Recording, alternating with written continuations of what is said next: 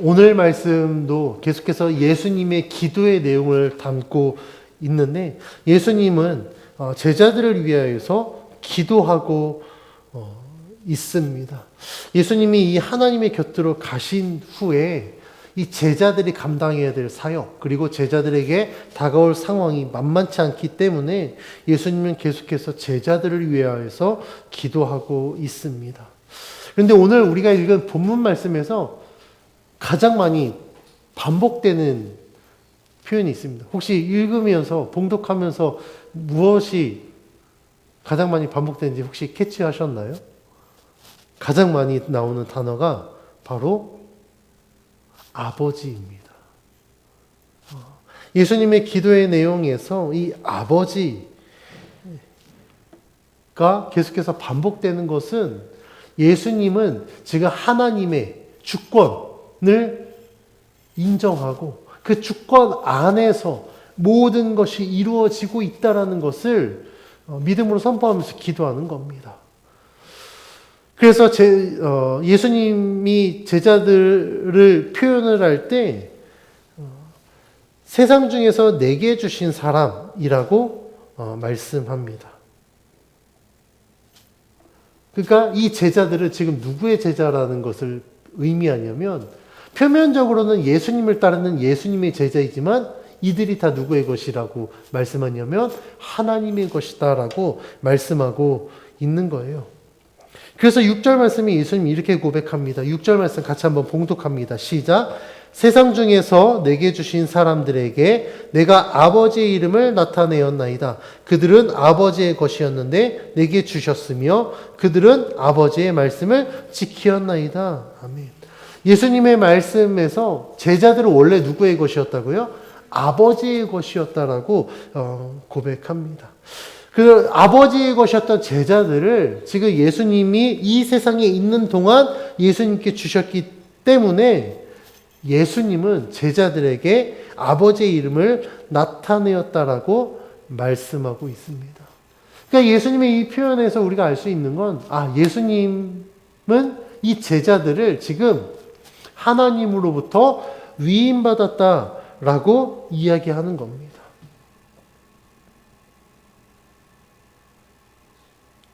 하나님으로부터 위임받았다라는 건 소유권이 누구에게 있다라는 것을 의미하냐면 하나님께 있다라는 것을 의미해요. 우리가 세상에서도 위임장이라는 게 있잖아요. 그 위임장을 왜 작성하죠? 권한은 나에게 있으나 내가 못 가니까 나를 대신해서 이 사람에게 그 권한을 위임하겠습니다 라는 의미로 위임장을 써요. 그런데 나를 대신해서 그 사람이 갔을 뿐이지 그 모든 권한을 그 사람이 다 갖는 게 아닙니다. 그러니까 예수님의 이 기도의 내용을 보면 동일해요. 지금 예수님을 따르는 제자들은 누구의 것입니까? 아버지의 것입니다. 그럼 이 세상에 있는 동안 하나님께서 예수님에게 그 제자들을 맡기셨다라고 예수님이 고백하고 그러면 이 제자들은 무엇을 위하여서 일을 해야 되느냐?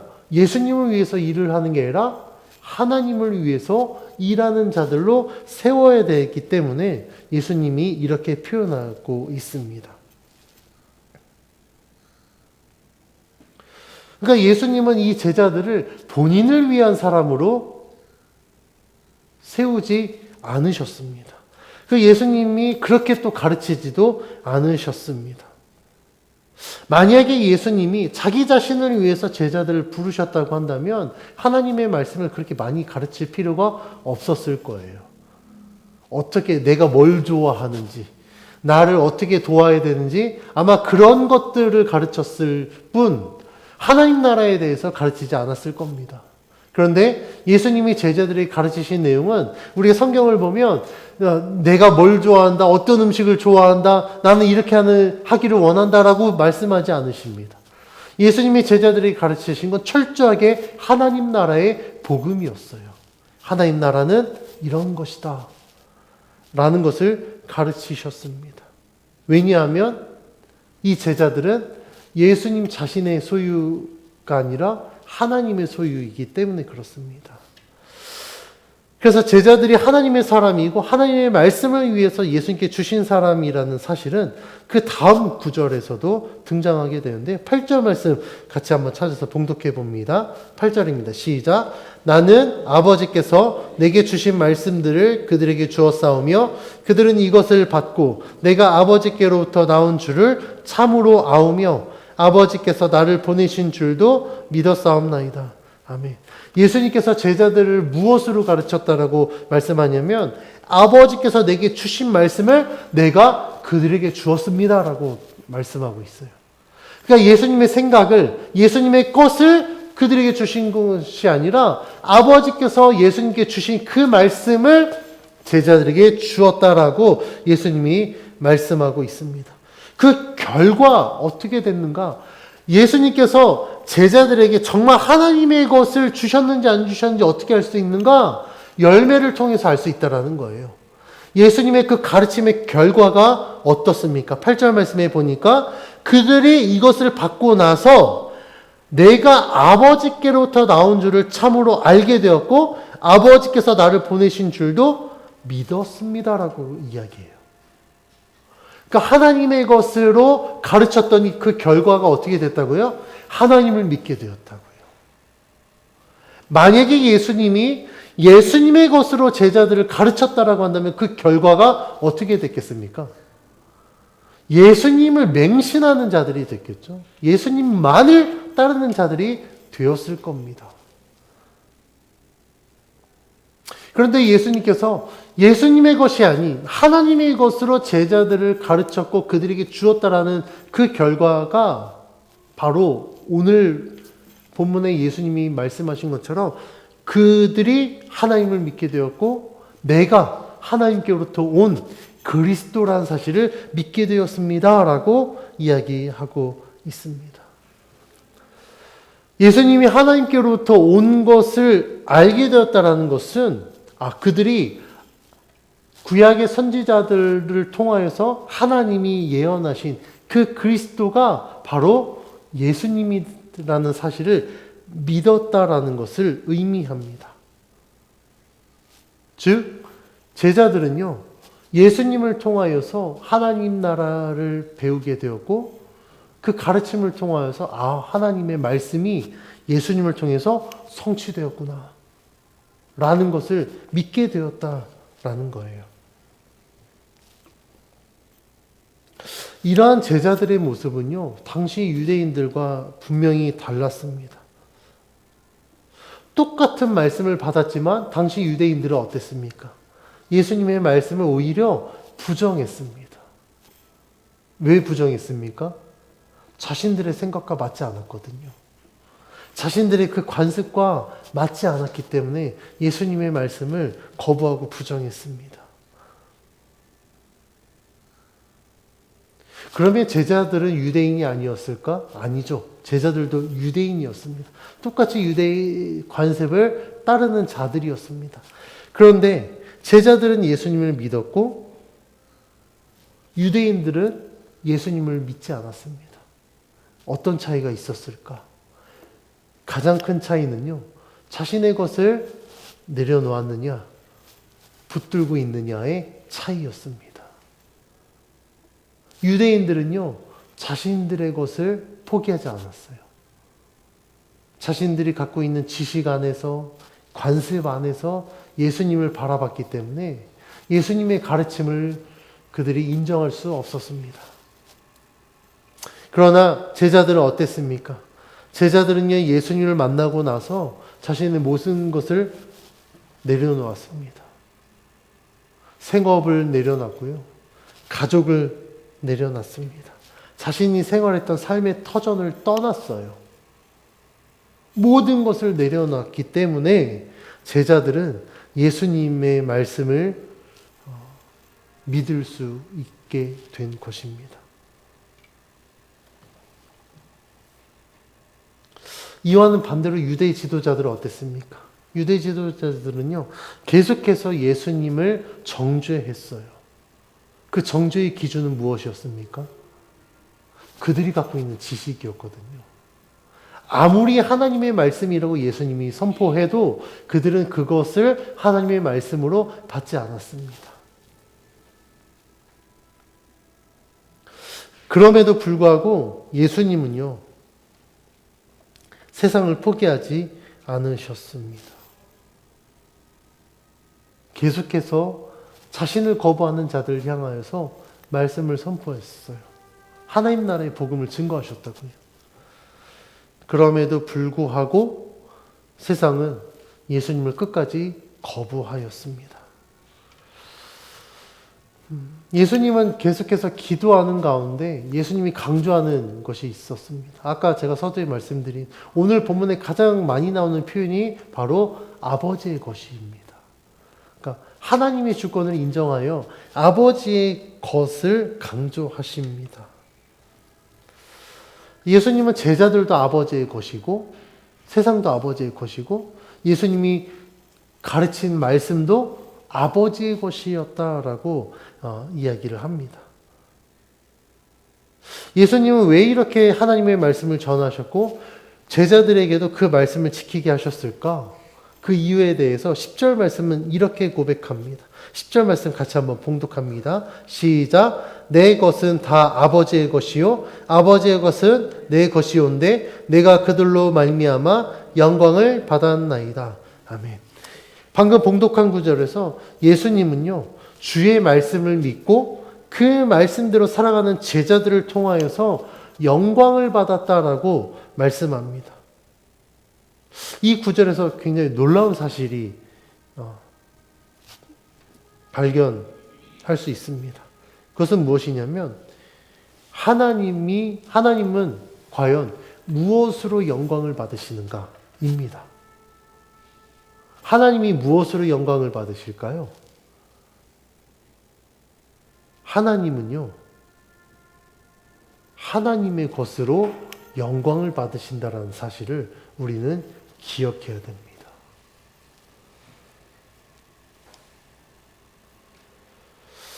하나님께 영광 돌리는 삶은 어떤 삶인가? 뭔가 세상에서 대단한 일을 이루어서 영광을 받으시는 게 아니라 오늘 이 10절 말씀에 된 것처럼 하나님을 믿기만 해도 하나님 그 믿음을 통하여서 영광을 받으신다라는 거예요.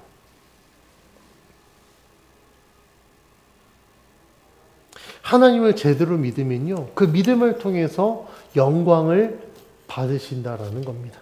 왜 그럴까요? 하나님이 영광 받으시는 것은요, 하나님이 목적하신 대로 이루어졌을 때 그걸 통해서 영광을 받으시거든요. 그러니까 우리가 뭔가 막 대단한 것을 이루어서 정말 세상적인 성공을 해야만 하나님이 영광을 받으시는 게 아니라 우리들의 삶 속에 하나님이 우리들에게 원하시는 것을 이루면 우리는 그것을 통하여서 하나님 앞에 영광을 돌릴 수 있다라는 사실을 기억하셨으면 좋겠습니다. 그런데 우리들의 실상은 그렇지 않습니다. 왜냐하면 우리들이 신앙생활을 하지만 이미도 세상의 가치관으로 신앙생활을 하기 때문에 하나님 옆에 영광 돌리는 것도 세상적인 기준으로 생각하게 돼요.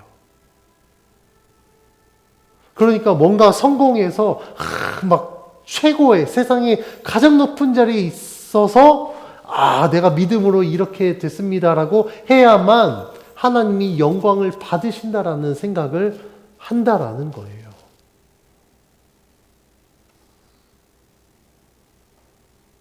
그런데 우리가 그런 결과물을 내야만 하나님 앞에 영광을 돌리는 것인가? 그렇지 않습니다. 우리가 그러면 그 결과물만 하나님의 영광이라고 생각하는 이유는 무엇일까? 우리가 그 안에서 이 열매를 맺게 하는 주체가 누구냐라는 것을 잊어버렸기 때문에 그래요.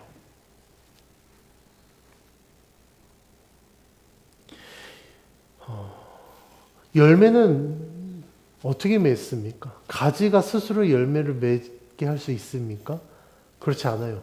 성경에 예수님이 포도나무 비유로 보자면 가지는 스스로 열매 맺을 수 없습니다.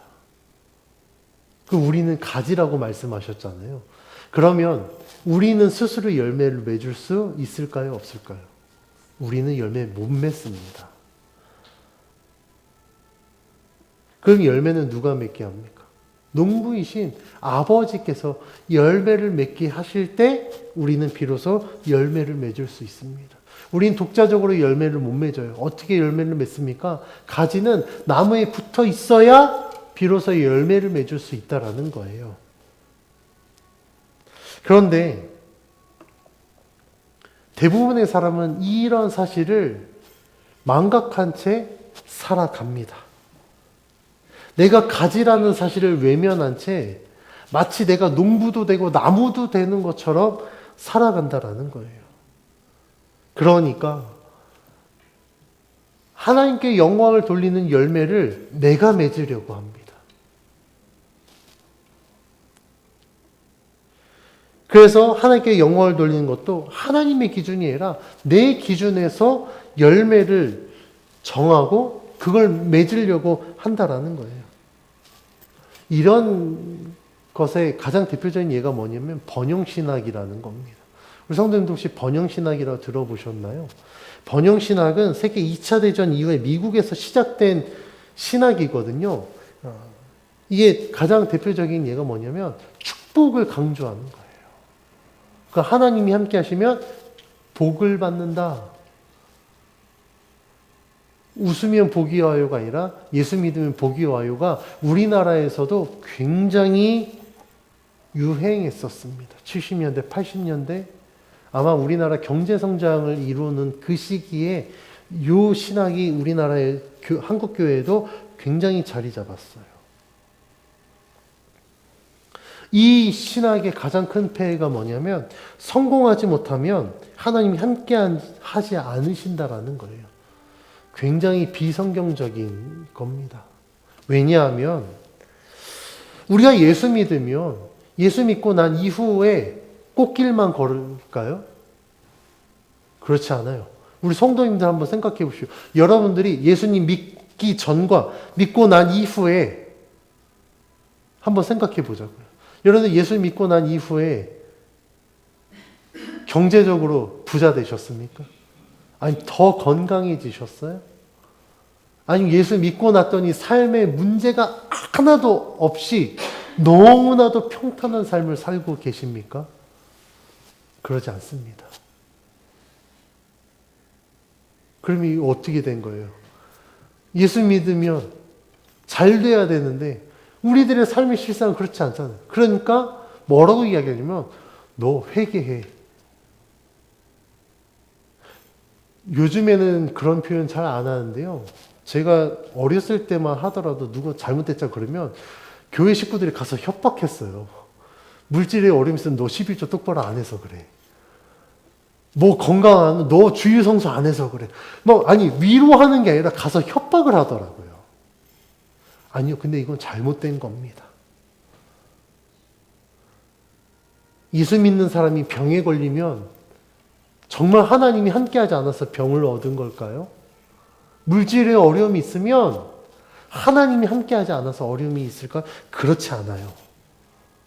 하나님이 함께해도요. 병으로 고생할 수 있고요. 하나님이 함께하지 않아도요. 부유하지 않을 수 있습니다.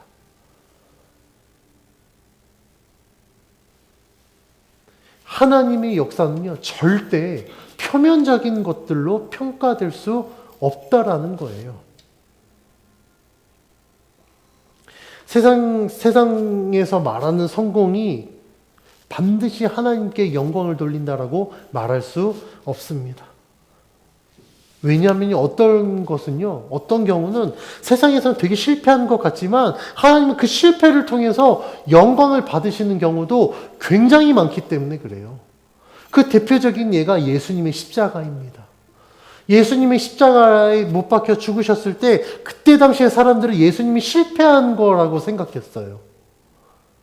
아니 살린다면서 세상을 구원한다면서 그러면서 자기 자신도 구원하지 못해서 저 십자가에서 처형을 당하는 저 예수가 어떻게 세상을 구원할 수 있을까? 그때 당시에는 사람들이 그렇게 생각했습니다. 그래서 예수님이 십자가에 못 박히셨을 때 수많은 사람들이 예수님을 조롱했어요. 그 전까지만 하더라도 예수님을 통하여서 병고침을 받고 했던 은혜를 받았던 사람들이 예수님을 따랐음에도 불구하고 예수님이 십자가에 못 박혀 죽으실 때는 예수님을 부정했다니까요. 예수님을 욕했다고요. 예수님의 십자가가 실패였습니까? 예수님이 십자가에 못 박혀 죽으심으로 말미암아 하나님의 영광이 땅에 떨어졌던가요? 그렇지 않았습니다. 예수님의 십자가는 표면적으로는 실패인 것 같았지만 예수님의 십자가는요, 놀라운 승리였습니다. 하나님의 구원의 완성이었다고요. 세상에 이런 일들이 너무나도 많이 있습니다. 우리들의 기준에서는 실패인 것 같아요. 그런데요, 하나님의 기준에서 그것이 오히려 하나님께 영광 돌리는 일이 될 수도 있습니다. 반대로 세상적으로 굉장히 성공한 것, 다 저걸 통해서 하나님 얼마나 영광 받으실까라고 생각할지 모르겠지만 오히려 그것들을 통해서 하나님 영광을 못 받으실 수도 있습니다. 그러면 하나님께서 영광 받으시는 것은 어떤 기준일까요?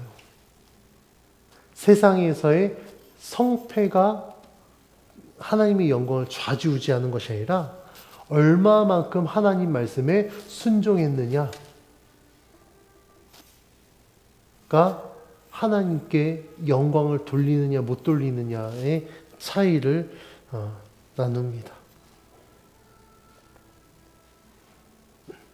오늘 본문에서 예수님이 하나님의 영광을 나타내셨을 때 예수님이 말씀하신 건 무엇이냐면 세상의 것이 아니라 하나님의 것으로, 내가 하나님의 것으로 그들에게 주었더니 그들이 그걸 통하여서 영광을 돌렸다.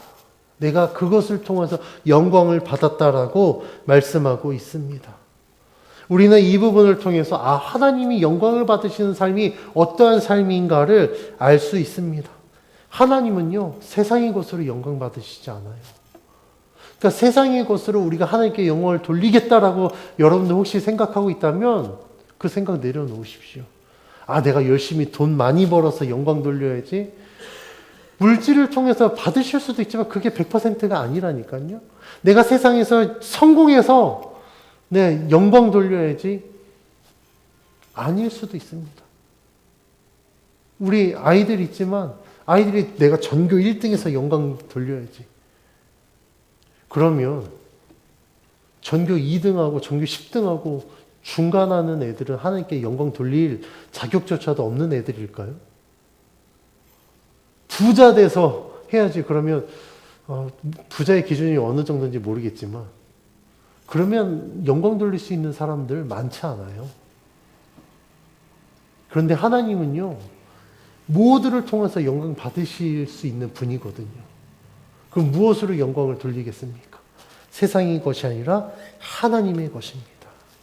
예수님이 하셨던 것처럼 제자들이 예수님을 통해서 하나님의 말씀을 받고 하나님 나라의 복음을 받고 그것을 통해서 하나님을 믿고 그리스도를 믿게 된다면 그것만으로도 하나님이 영광을 받으실 수 있다라고 오늘 말씀이 이야기하고 있습니다.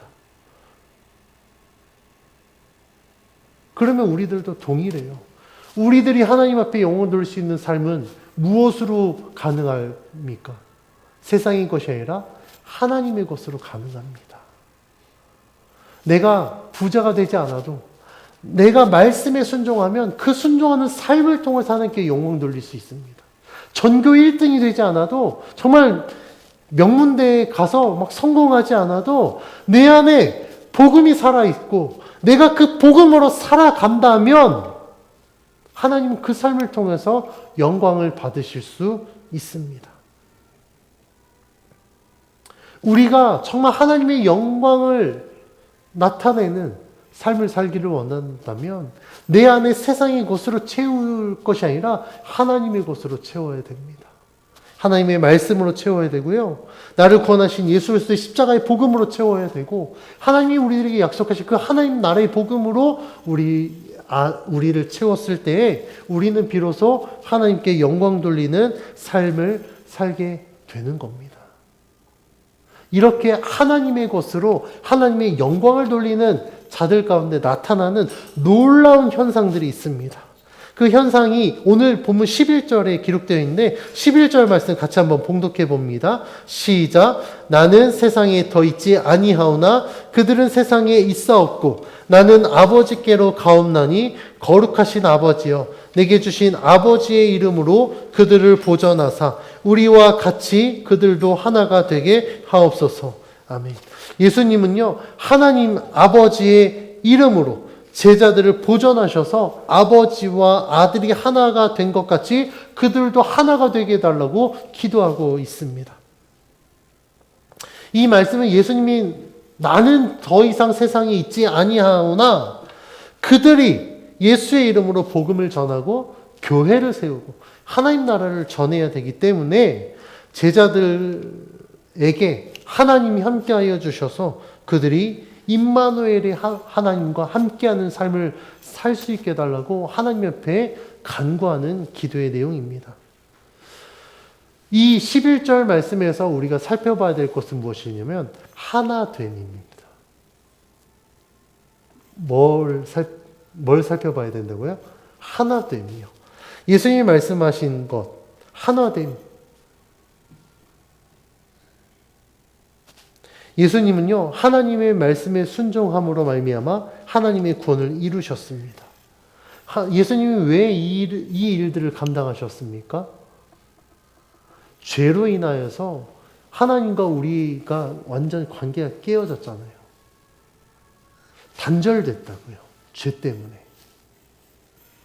예수님이 십자가를 통해서 구원을 이루신 것은 하나님과 우리의 이 단절된 관계를 다시 회복시키기 위해서 예수님 십자가를 지신 것입니다.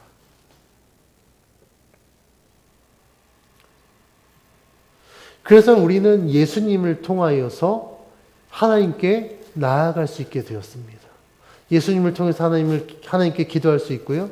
예수님을 통해서 하나님을 나의 아바 아버지라고 부를 수 있게 되었습니다. 그래서 고린도후서 5장 18절 19절에서 사도 바울은 이 구원에 대해서 이렇게 이야기합니다. 제가 봉독해 드립니다.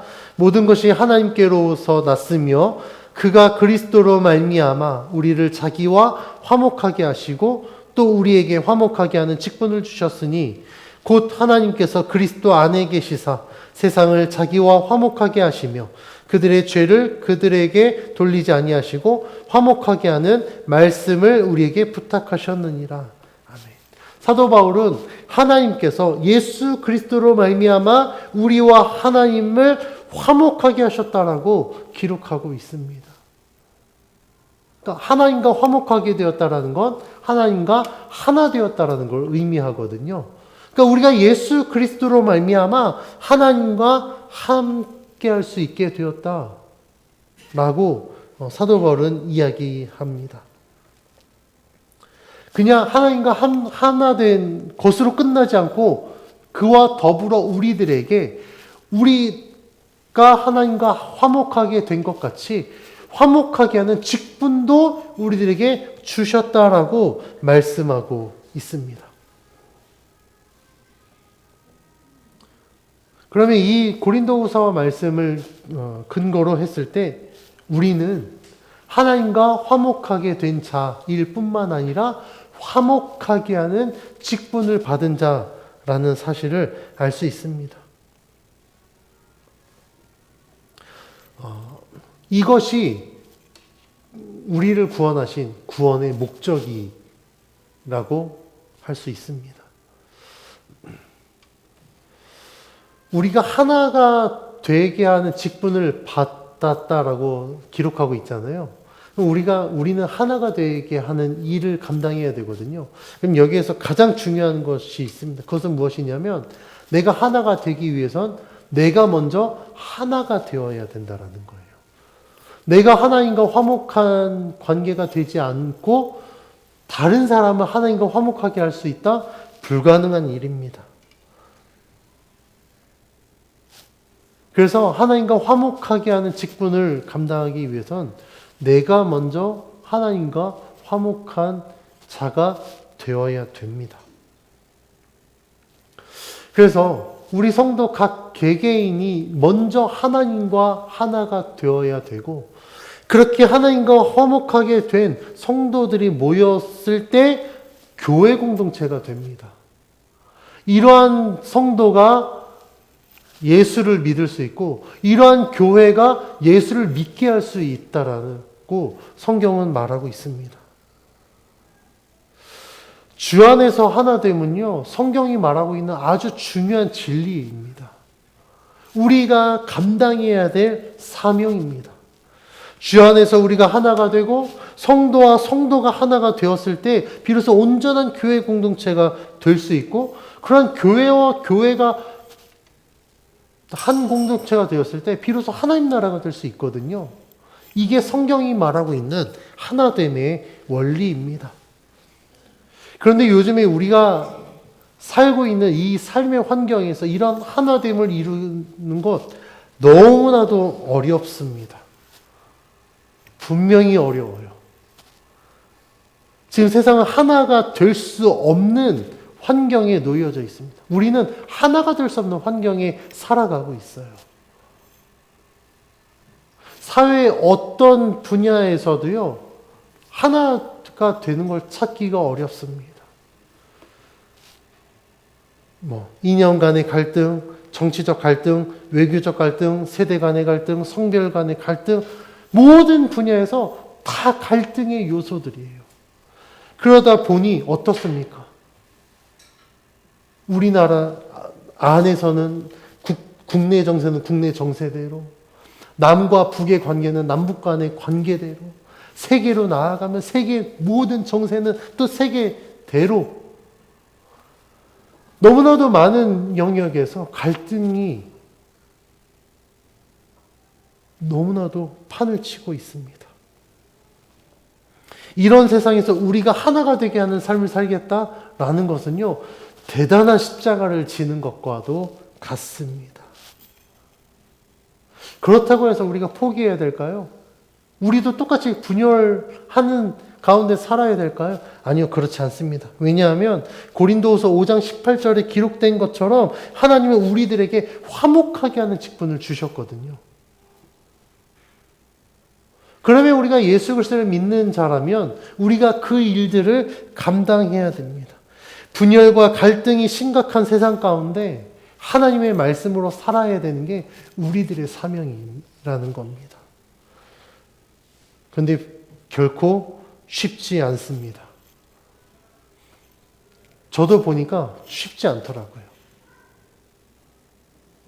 어쩌면 우리가 이렇게 하나가 되게 하는 직분을 감당하려고 할 때 우리는 세상에서 왕따가 될지도 모르겠어요. 야, 너만 잘났냐? 라고 할지도 모르겠습니다. 그런데요, 우리들에게 하나님이 주시는 말씀은요, 그렇지 않아요. 하나님이 우리들에게 말씀하시는 것은요, 우리가 그 일들을 감당하게 하기 위해서 우리를 먼저 구원해 주셨습니다. 그러면 어떻게 해야 될까요? 어떤 사람들은요, 아니 세상이 이런데 뭐 나 하나 그렇게 한다고 세상이 바뀌겠어? 라고 이야기하는 사람이 있을지 몰라요. 그런데 바뀔 수 있습니다. 우리가 대단해서가 아니라 하나님 말씀에 순종하는 그 우리들의 그 믿음 때문에 하나님이 역사하시면 충분히 바뀔 수 있습니다. 어쩌면 세상이 이러니까 그 누구도 하나가 되게 하기 위해서 내가 말씀에 순종해야겠다라고 내가 그렇게 뛰어들지 못했기 때문에 우리들이 살고 있는 이 시대는 점점 더 분열하고 점점 더 갈등이 심화되고 있는지 모르겠습니다. 성도가, 교회가 그 역할들을 감당하지 못하고 그냥 방관해서 어쩌면 더 이렇게 됐는지도 모르겠습니다. 그런데요, 하나님은요, 절대 이 세상을 포기하지 않으셨습니다. 우리들은 약해요. 우리들은 얼마나 대단하겠습니까? 그런데 우리들이 대단해서 그 일을 이루는 것이 아니라 우리가 믿음으로 순종했을 때 하나님이 우리를 통해서 역사하시니까 그 일들이 이루어지는 겁니다. 여러분들 한번 생각해 보십시오. 지금 세상에 분열과 갈등이 난무합니다. 그렇다고 해서 예수 믿는 우리도 똑같이 거기서 똑같이 분열하고 갈등하면 앞에서는 야 그치 너도 그렇게 생각하지 동조하겠지만 뒤에서 세상은요 욕할 겁니다. 야 예수 믿는 사람들도 뭐 별반 다르지 않네. 뭐 복음이 진리라고 하더니 뭐 똑같네. 세상하고 똑같네. 그럼 우리 예수 믿을 필요 없겠다라고 하겠다고요.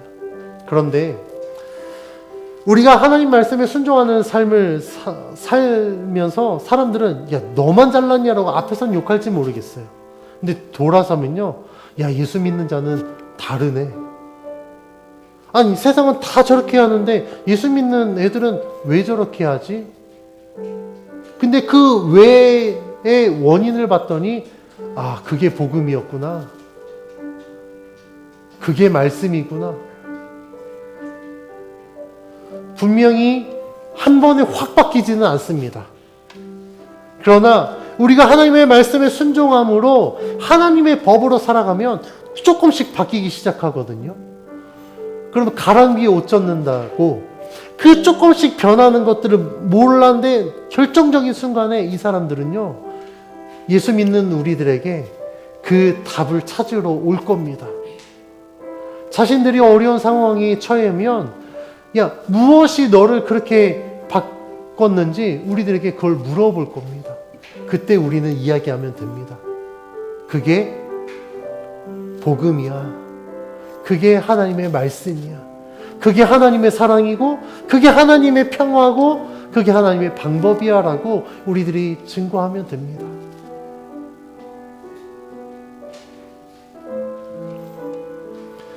하나님은요 하나님의 것으로 영광을 받으시기를 원합니다. 우리가 하나님의 영광을 나타내는 삶을 살기를 원한다면 하나님의 것으로 살았을 때 하나님께 영광을 돌릴 수 있습니다. 세상의 것으로는요 하나님께 영광 돌릴 수 없습니다. 여러분들이 만약에 내가 하나님께 영광을 돌릴 삶을 위해서 세상의 성공을 위해서 살았다면 여러분들 당장 삶의 방향을 바꾸십시오. 하나님은요 세상의 것이 아니라 하나님의 것을 통해서 영광을 받으실 수 있습니다. 세상에서는 실패한 것 같지만 내가 하나님의 말씀에 순종하는 가운데 실패했다고 한다면 하나님은 그 실패를 통해서도 영광 받으실 수 있습니다. 반대로 세상에서 성공했는데 내가 하나님 말씀에 불순종함으로 세상에서 성공했다면 하나님은요 그것을 통해서 영광 받으실 수 없습니다. 하나님은 정직하게 하나님의 것으로 살아갈 때 하나님의 것으로 순종했을 때 영광 받으시는 분이심을 기억하셨으면 좋겠습니다. 우리들의 삶 속에서도 이러한 은혜가 있기를 원합니다. 제가 우리 성도님들 이렇게 한 주 한 주 보면 참 제 스스로가 되게 참 마음이 아픕니다. 왜냐하면 우리 성도님들이 한 주 동안 얼마나 고생했을까. 저도 주중에 일을 하기 때문에 저도 조금은 이해되지만 제 성도님들만큼은 일하지 않으니까 그만큼은 제가 뭐 이해할 수 없습니다. 그러나 얼마나 많은 유혹들이 한 주 동안 내 삶 속에 나를 공격했으며 얼마나 많은 근심과 염려들로 한 주를 살아갔으며 믿음도 지켜야 되는데 세상에서 살아야 되겠고 이걸 붙잡자니 이걸 포기해야 될 것 같고 얼마나 많이 고민하시겠습니까? 저는 그런 고민들 가운데 우리 성도님들께 세상의 것을 다 포기해라라고 말하지 않습니다. 왜냐면 그렇게 제가 만약에 설교하고 우리 성도님들께 그렇게 이야기하면 우리 성도님들 너무나도 큰 정죄함 때문에 교회 나오기 힘들 거예요. 근데 제가 우리 성도님들을 보면서 느끼는 건 예수님이 제자들을 위해서 이렇게 기도하고 중보하신 것처럼 우리 성도님들을 향한 하나님의 마음이 얼마나 큰지를 제가 조금 느끼겠습니다. 하나님은요, 여러분들이 힘들어하는 것보다 더 많이 힘들어하십니다.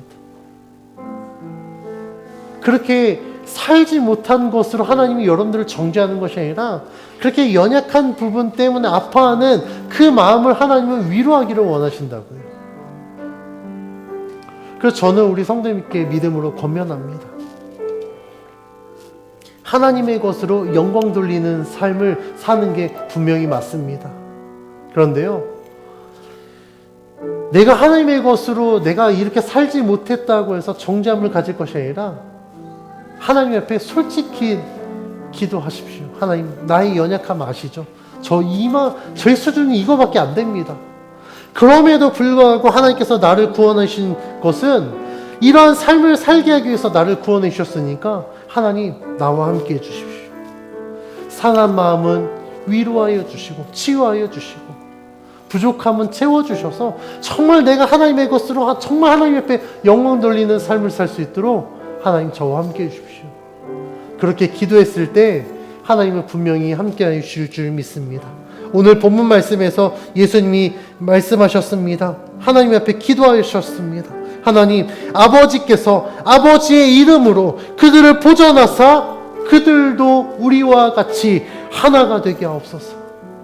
하나님은요, 지금도 우리와 하나가 되기를 원하십니다.